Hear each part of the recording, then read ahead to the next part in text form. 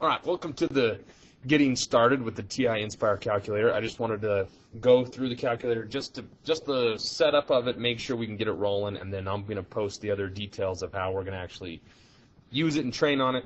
I put this little cartoon on here making fun of the TI calculators. The guy's wondering why the calculators still cost so much when they are the same as they've been for the last 20 years. But I don't want to make fun of TI. I only point this out because it's not quite true anymore. We have better calculator technology now. So I wanted to show you that, show you the ones we're going to deal with, and the new things that are available on these. They've came a long way. So this is what I want to get into. So here is the actual calculator hardware. I just wanted to show you where it's came from in all these years. You might recognize some of the older ones down on the left and how far they've came along. I've been hoarding these for a while, so I couldn't help myself but to get them all out and show you. So some of these old ones, so this here, that's the TI version 1. I'm just kidding, that's an Abacus. But these are some of the old ones. This is the 81 and the 82. Long past, so if you remember these, I'm not saying you're old, but it's been a while since we've had these. Then the 83 and the 84. This is actually the same one I had in high school.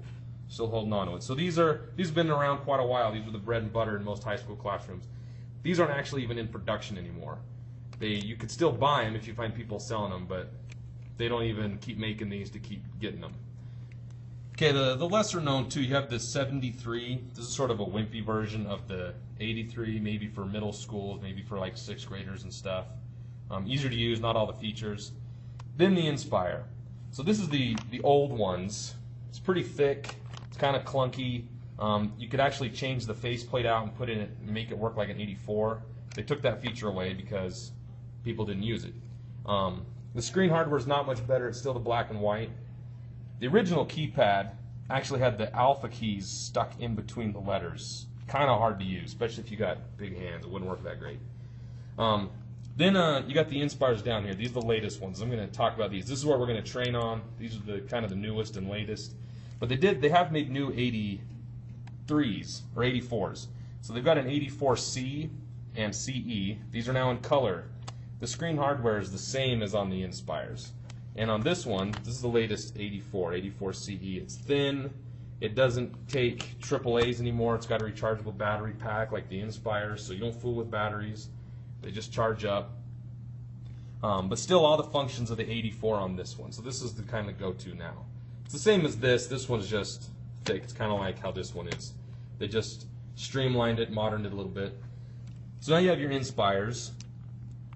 There's the CAS version, it says CAS, and then the numeric.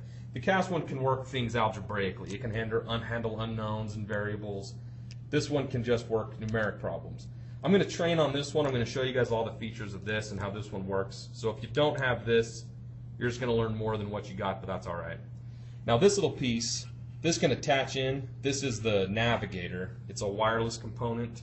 It's a whole nother story. I just wanted to show you what it looked like. We're not going to get into that. Now, when you take this out of your box, I'm assuming you might have gotten these. Here's the package it might come in. If you hadn't, well, I'm going to teach anyway, just in case, so because this is the point, we're going to go through these. When you get it out of the box, it might be dead. You might have to charge it. And when you first turn it on, you'll get a screen that asks you for your language and things. I don't have that. Mine's already working. So you'll just might have to charge it, turn it on. It'll ask you what language you want. Pick whatever you want, and then you're good to go. You'll have this. So I'm going to post another video and show you all the things and the features, and we'll get into it. I just wanted to show you the hardware, make sure we got it and we're working. Now in your package, the only other thing you might need besides the calculator is there's a teacher software. So there's some instruction books and a poster. You might not have the packaging like this. There's different ways it might have been shipped, but if you get the handheld, look for the teacher software. It even gives you a warning not to discard it. So it doesn't have a CD anymore to install it. I'm going to show you how to install it here in a second. But it does have the license code in this book. So don't get excited and let this get thrown away. You're going to want to hang on to that. So, all right, I'm going to go over to the computer. I'm going to show you how to get the software installed. And then we should be going. We should be able to have the handheld. The software would let you shoot it over your projector, or you can just use the calculator on your computer because it's sometimes a little bit easier that way. So there you have it. So there's all the hardware. So we have came a long way. So it is getting a little more advanced. Now you got a calculator that kind of looks more like your smartphone, looks more like your tablet, looks more like the devices that are contemporary with us right now. So All right, so let's go over it. We'll get the software started, then we'll be set up, and then I'll train on how to use it. Okay, now we're over here on the computer, and this is what it looks like. This is what the calculator software looks like. Here's the virtual keypad right here and the screen blown up nice and big. So this is nice for either projecting it to your class, or it's nice to just use as yourself. You can do all of your stuff here, and sometimes it's easier to type with the keypad and the keyboard than on the handheld. But we'll come back later and we'll explore all these features and how to use the ins and outs and all these buttons. I just want to make sure we can get this set up first. So I'm going to close this down and we're going to go through the whole walkthrough on how to get your software installed.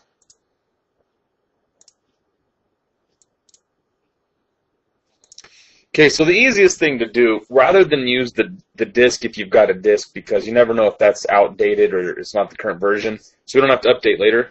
And this is true with almost any software. It's easier to just go to their website, download the latest version. So I'm going to go to TI's website. Let's get this out of the way. So TI Education, if we just Google that, it's probably going to be, there it is, first link that pops up. So we're on their website. I'm going to go right up here to products and then down to computer software.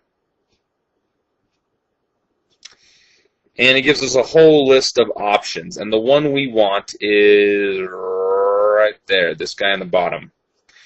We want the CAS teacher software. So there's some student options. These are for if maybe you're on a campus that does Chromebooks or something and the students would have computer software instead of a handheld. Here's all the old versions for your 83. Maybe you're used to those. So we're going to open up this one.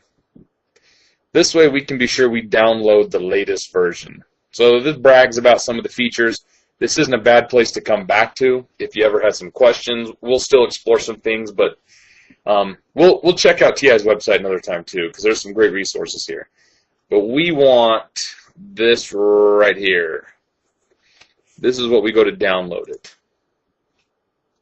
And ask us which one, make sure we're getting the right stuff. These are the old versions, the black and white versions we're not going to use. We've got this one, and there's our teacher one. I don't think it'll matter which one we pick between the CAS and the non-CAS because it's going to download both of them anyway. So now we're at their download page. So right here. So this saves us the trouble of putting in an outdated disk or something. So now I'll be able to just get the latest and best. Okay, so it's going to start downloading it. That's going to take a little while. I don't want to wait for that. So we can let that cook. I've already got it ready for us right here. So once it's finished downloading, now we just need to install this. So double click. And you get the typical prompts, yes, yes, yes, and we'll give it a few minutes. I think I'm going to pause it and we'll skip ahead. Okay, finished it all set up. You notice you got two little icons will pop up as we finished, so we'll say we're good to go. So one of these is the CX version, the other one's the CAS version. So you have both versions of the software regardless of which handheld you have. So I'm just going to open this up,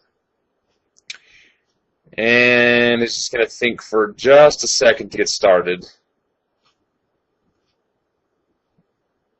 Okay, there we go. Now yours will probably prompt you for your access license. That's what came with the software. That's actually the most important piece. That's the only real important piece is that access code. So I'm not going to show you mine because I'm not giving you my code for free. But that code is what's really important because whether or not you have a disk or not, you can always go download it. So here we are now, and we can do our mathy things. There we go. Okay.